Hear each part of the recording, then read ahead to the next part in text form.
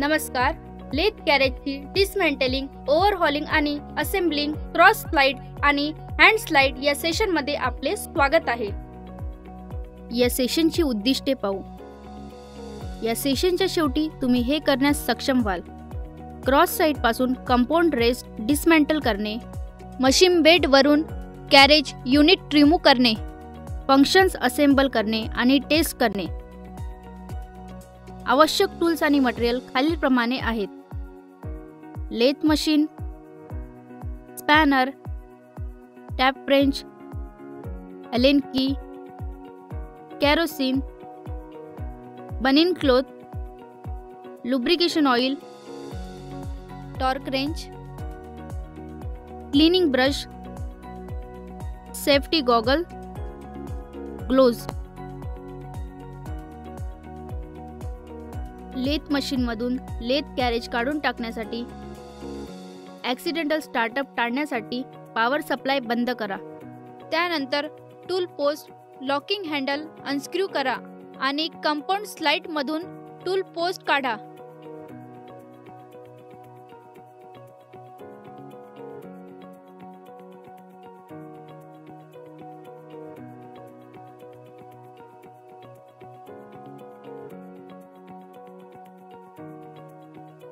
Feed screw handle काढून टाकण्यापूर्वी obstruction किंवा डेब्रिससाठी हँडल आणि त्याच्या सभोवतालची तपासणी करा.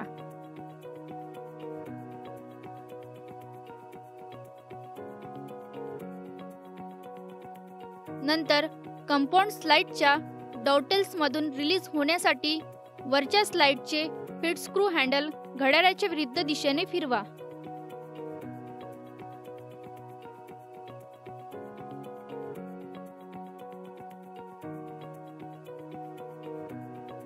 आता वरच्या बाजूला डॉटेल मधून जीप काढा.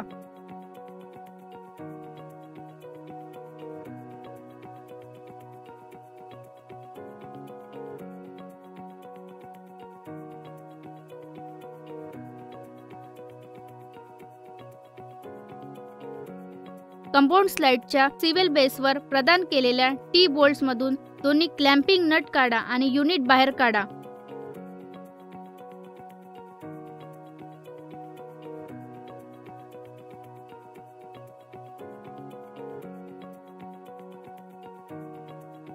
कंपाऊंड स्लाइडची ग्रॅज्युएटेड कॉलर काढण्यासाठी टेपर पिन काढा.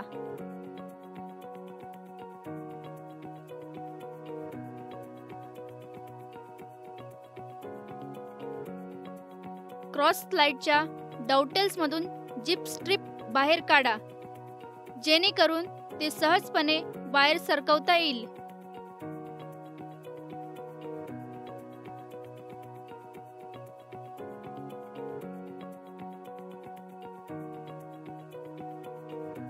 टेपर पिन काढून टाकल्यानंतर नुकसान किंवा विकृतीच्या कोणत्याही चिन्हाची तपासणी करा. पिन खराब झाल्यास तिला नवीन पिनसह बदला. आता क्रॉस स्लाइड मधून लीड स्क्रू काढून टाका.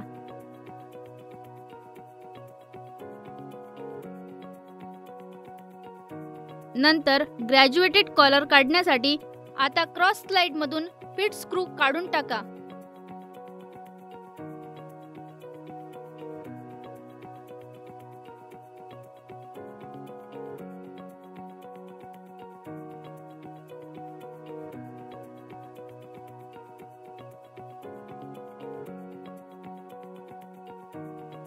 आता सॅडल क्लॅम्प काढा.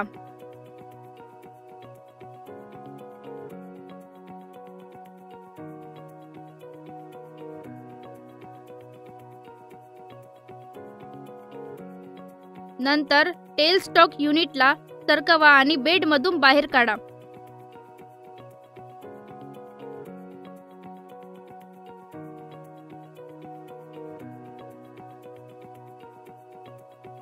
त्याचप्रमाणे मशीनच्या बेडमधून बाहेर काढण्यासाठी सॅडल युनिटला उजव्या टोकाकडे सरकवा.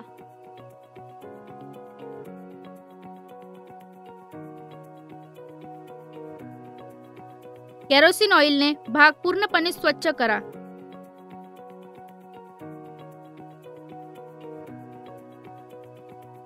नंतर ते बनियान क्लॉथने पुसून टाका आणि भाग ट्रे मध्ये ठेवा। आता डॅमेज आणि झिजलेल्या भिंगांचे उघड्या डोळ्यांनी निरीक्षण करा।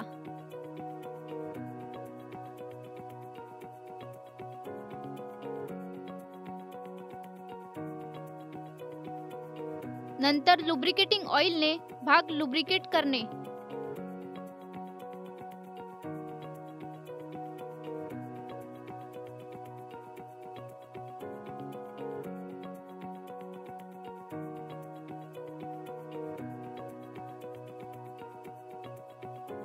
एकदा सर्व भाग लुब्रिकेट झाले की सॅडल लेथ बेडवर खाली करून सॅडल पुन्हा एकत्र करा।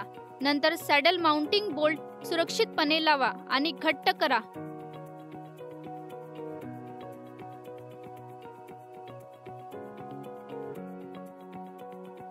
त्यानंतर लेथ बेडवर टेल स्टॉक युनिट घाला आणि घट्ट करा।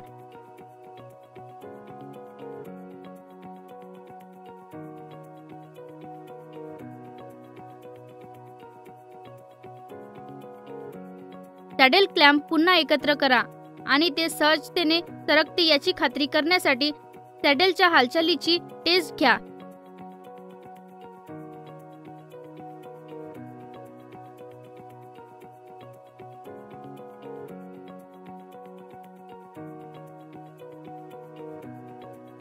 नंतर जिप ट्रिप इन्स्टॉल करा आणि ती कॅरेजची हालचाल तपासा जेणेकरून ते सहजतेने सरकते।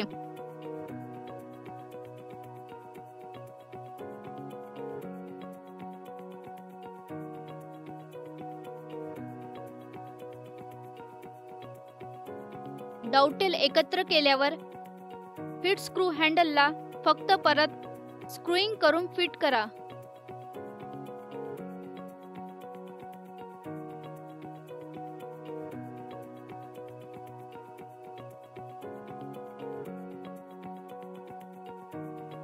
सर्व हँडल सुरक्षिततेपणे घट्ट केल्याची खात्री करा, परंतु जास्त घट्ट करणे टाळा।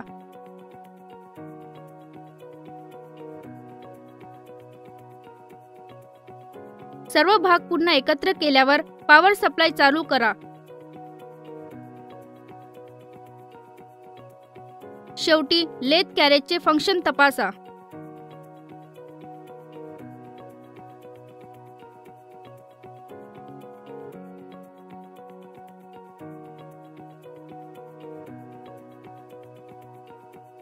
चर्चा केलेल्या मुख्य मुद्द्याचा आढावा घेऊया।